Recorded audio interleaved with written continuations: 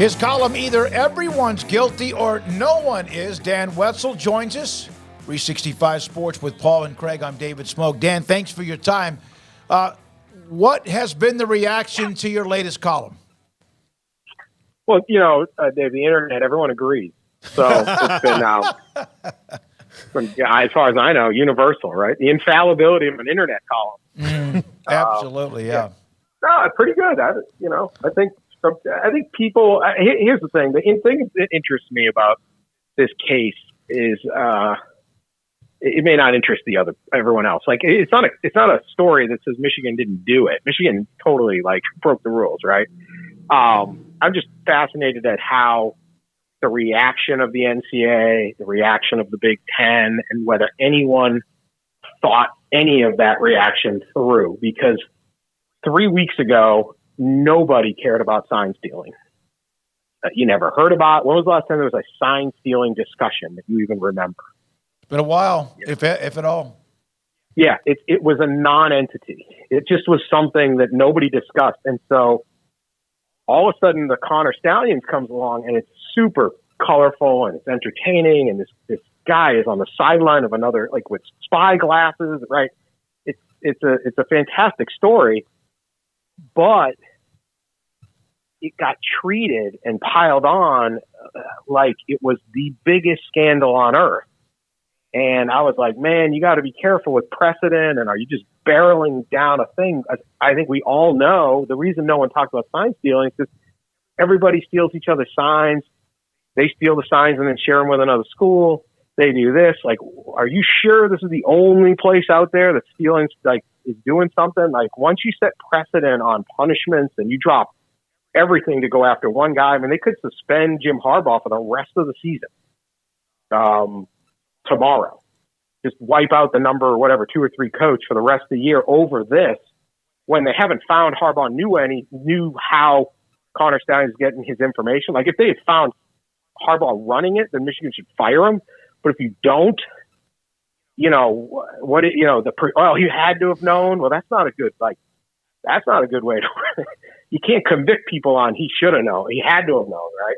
I think he had to have known. So I've just been fascinated by all of that. And when this whole story comes out where you have Purdue receives physical copies of the plays that Ohio State and Rutgers already stole, which is legal. You can steal them certain ways. You just can't steal them the other way. But they give it to Purdue.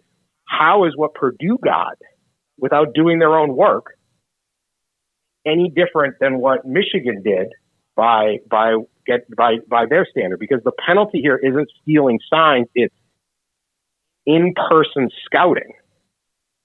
So Connor Stalions would send his guys out, his friends, with iPhones, and they would scout and they would film. And I would find that to be a violation of, that's an annihilation of the rules, right?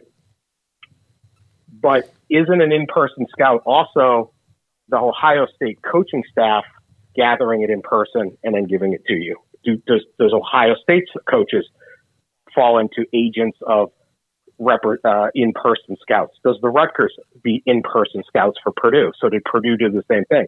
I would argue you can make a very strong case that they are, because no one's ever defined what an in-person scout is, because no one ever cared about this rule. So there's a ton of legal and things that interest me, and maybe not everyone else, parts to this that you go, man, you're opening Pandora's box, because maybe everybody's an in-person scout. Well, I mean, Dan, I know that the argument against it is that would be just coaches sharing information, which they do all the time. They do. But you'd have to that's the other thing I found interesting when, the NCAA, we know, even if it was in their power to do something, as soon as they got information, the machine just won't run that fast, no matter how much coal you throw in the fire. Right. It's just not going to.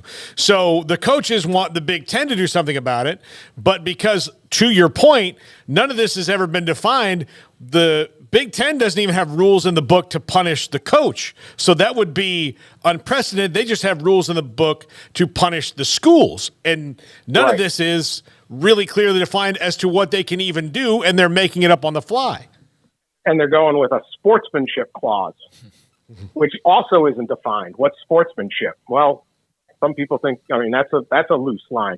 But you said, hey, why is it allowed for Rutgers and Rutgers and Ohio State to just send the signs that they've gathered, including in person, to Purdue? Well, coaches always did that. That is true. That does not mean it changes the rule. Everybody speeds. It doesn't, like, if we're going to suspend a guy for a season, you're talking about what's the rule. I agree. Everyone's always done it, but that's not an excuse to say, oh, this way that you rob the bank is okay because we've always robbed the bank that way. This way, oh, we never really heard of that, so this is the worst scandal on earth.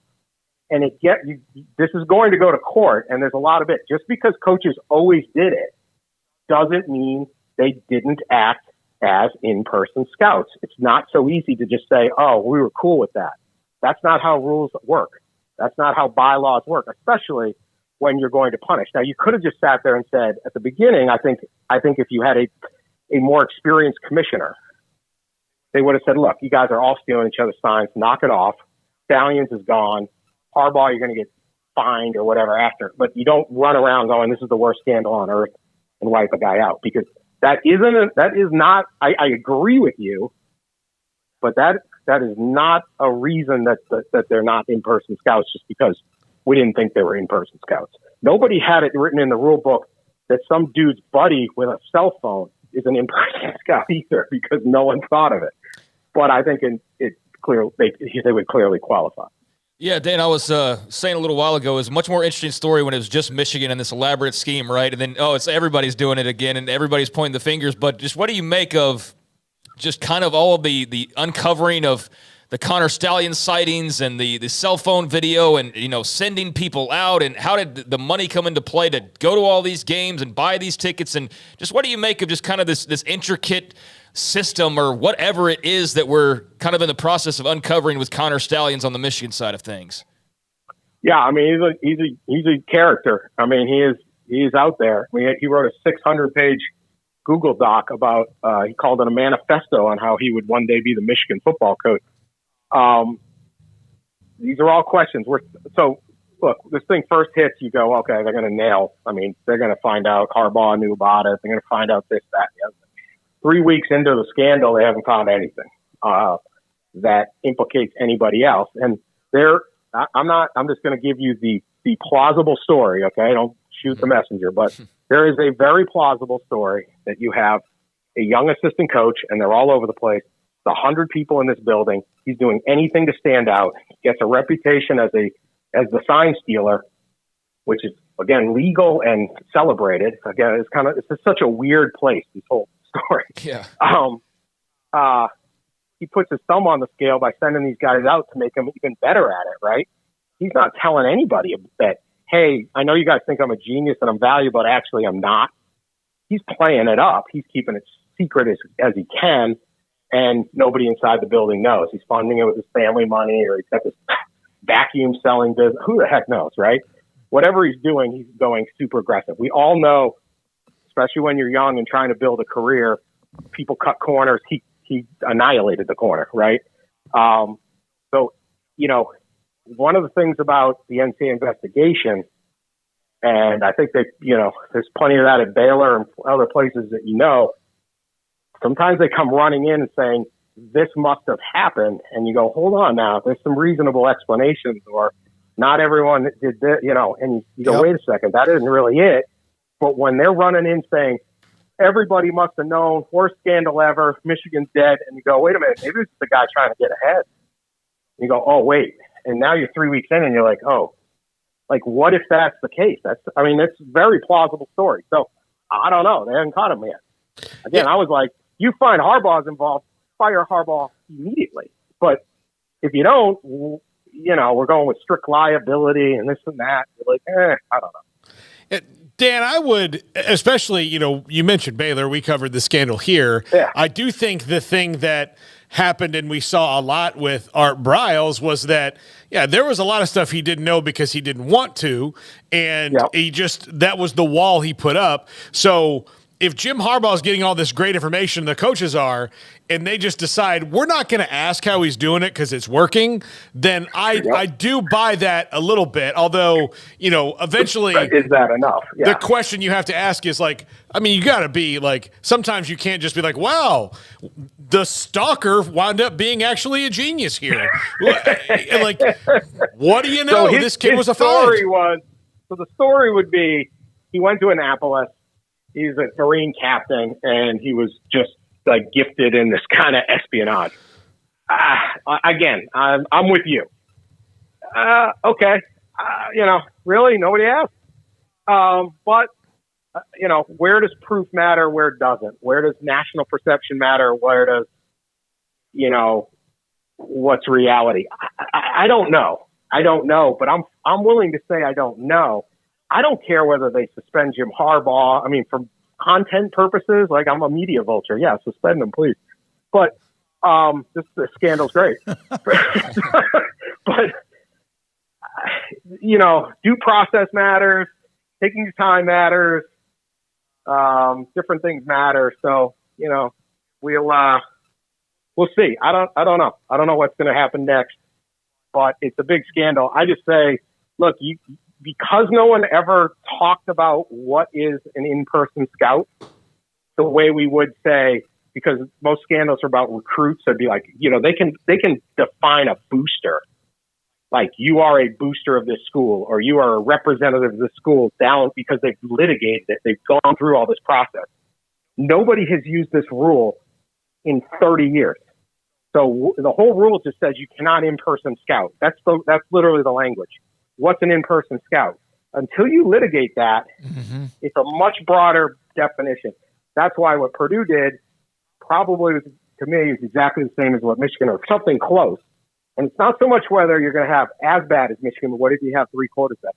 And basically, this weekend, 60% or 70% of the teams will do exactly what Michigan did and have somebody, because I just think once a team is passing on their scouting report, their stolen signals, and they have tested those stolen signals in person in an in-person game against that opponent, they have now in-person scouted. I think that's a fair definition. We'll see what judges think, but I feel pretty good arguing that. I'm not a lawyer, but I feel pretty good. By the way, Michigan apparently, according to numerous reports, has responded to what the the Big Ten sent them. Not sure exactly what the response is. Not sure what the penalty is going to be. So that's the next part of this story, Dan. And hopefully we do get to a final chapter, but I got a feeling we won't. Lawyers will be involved. It'll drag out. Do they suspend Jim Harbaugh? I mean, for the season, that's on the table. 2 games is on the table. 3 games, which would include Ohio State's on the table. I mean, who knows? But I think any suspension will be met with a stay, an injunction. But will they be successful on that? It's a mess. And they're finally playing. Michigan hasn't played anybody all year. Finally got a good game this weekend against Penn State. So it's all this with in the next 3 weeks. They play Penn State, Maryland, Ohio State. This is the whole season for Michigan. Dan, thank you very much. We appreciate it. It's drama that's overshadowed. Otherwise, what is a hell of a football season with games coming up that will be even much more of a barometer. And, I just want to see what happens with the results of the scores, but it obviously is out there. Whatever Michigan responded to the Big Ten, we'll figure that out. What the Big Ten's going to do, I think the Big Ten is not going to do anything. Maybe